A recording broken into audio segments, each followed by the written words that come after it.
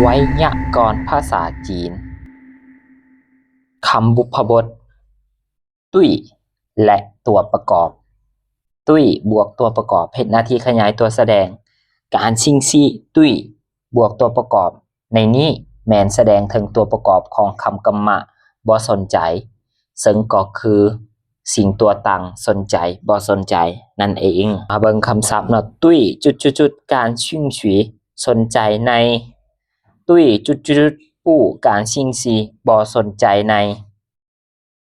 มาเบิ่งตัวอย่างเนาะถ้าตุ้ย中国书法特别感兴趣เราสนใจในการเขียนงามหนังสือจีนเป็นพิเศษ我爸爸对汉语很感兴趣พ่อค่อยสนใจในภาษาจีนหลาย他对京剧不感兴趣เราบ่สนใจในงิ้วปักกิ่ง我对中国文化感兴趣ค่อยสนใจในวัฒนธรรมจีน我对中国电影感兴趣ค่อยสนใจหนังบูจีน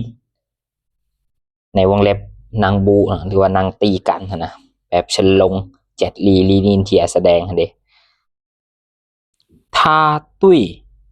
中国武术感兴趣เราสนใจมวยวูซูของจีน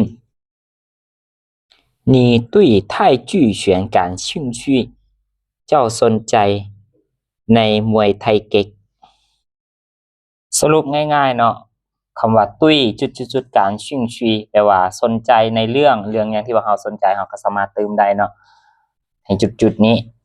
ถ้าเราบ่สนใจเราก็บอกว่าตุ้ยเรื่องหยังแล้วก็จุดๆแล้วก็ปู้การชิงชี